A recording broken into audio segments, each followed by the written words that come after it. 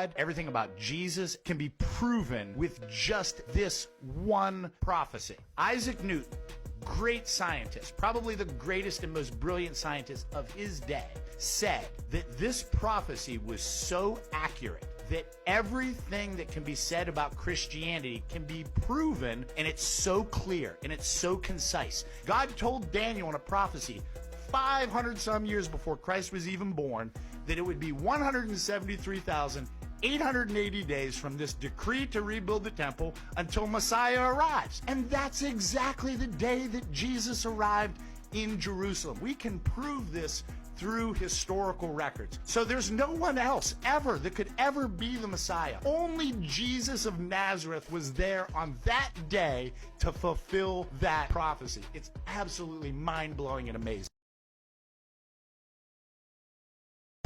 Remarkable, astonishing. The more you analyze this, you come to the inescapable conclusion that Jesus Christ was the fulfillment of the Old Testament prophecies. He presented himself on schedule as the Messiah, the King to Jerusalem. You say, gee, wasn't his death a tragedy? No, it was an achievement. That's what he was born for. That's what he came to do, to die for you and I.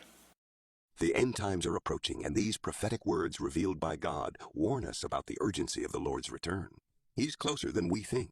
As mentioned in the messages, Peter reminds us that with God, one day is like 1,000 years, and 1,000 years are like one day, for he transcends time. In the book of Genesis, we see that God created the world in 6 days and rested on the seventh.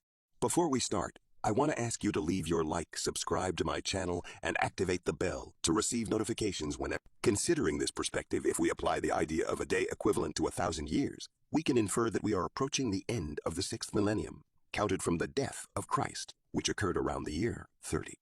If we add 2,000 years to from that date, we reach 2030. However, it is important to emphasize that it is not a question of fixing a precise date, since only God knows the exact moment. As we look back to Genesis, the creation account shows us that God created the world in 6 days and rested on the seventh. This symbology leads us to contemplate divine and earthly time together. If we consider that one day can represent 1,000 years, then, in light of the death of Christ, about 2,000 years would take us to a significant point in the future, approximately 2030. However, it is imperative to remember that fixing a specific date is dangerous and counterproductive. Only God knows the exact time. The year 2030 has been mentioned as a potential milestone, but it is essential to recognize that the scriptures also speak of events that must precede the Lord's return. One of the notable references is the need for a peace agreement, often referred to as the Great Peace Deal. Currently, we see small peace agreements being forged between nations such as the United Arab Emirates and other countries in the Middle East. These developments may point to the building of a larger picture, setting the stage for prophesied events. The emergence of the Antichrist, while still in the seemingly benign phase, is a crucial piece in this prophetic puzzle. This deceptive leader, who will come as a good guy, is predicted to settle a deal that could occur around 2023, according to some interpretations. However, as mentioned, fixing dates is a risk we should avoid. Considering possible events, if Antichrist does emerge against a backdrop of apparent benevolence, there will be a period of 3.5 years before he breaks his covenant.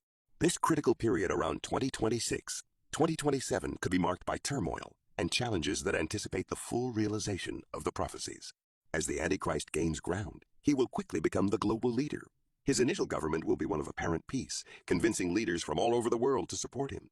The Antichrist will be complex, with a threatening posture, but he will also convey tranquility. His influence and charisma will make him admirable. The political landscape will change, with alliances being rebuilt. Eventually, the alliance with Israel and Palestine will bring a superficial peace, broken after 3.5 years, triggering the Great Tribulation. Natural disasters will plague the earth, including forest fires, volcanic eruptions, earthquakes, and tsunamis, causing fear and distress. The economy will collapse, leading to conflicts over natural resources. Great world powers will dominate, oppressing smaller nations. Death will drastically reduce the world's population. God will intervene, protecting his people and defeating the invaders. The Antichrist will challenge Jesus, but he will be defeated in the Battle of Armageddon. Christ will imprison the Antichrist and establish 1,000 years of peace on earth. After 1,000 years, Satan will be temporarily released, leading to one last battle. God will intervene again, defeating Satan. All will be judged according to his deeds. A new earth will arise, where eternal peace and joy will reign.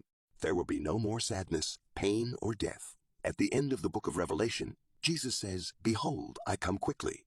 Blessed are those who wash their robes." Revelation reveals the wrath of God, inspiring worship and trust in Jesus.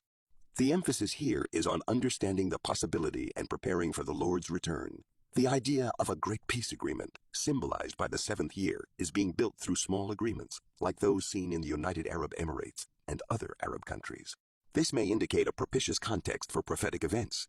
The rise of the Antichrist, even initially acting positively, could lead to greater agreement. However, we must remember that we are not fixing dates, but considering trends.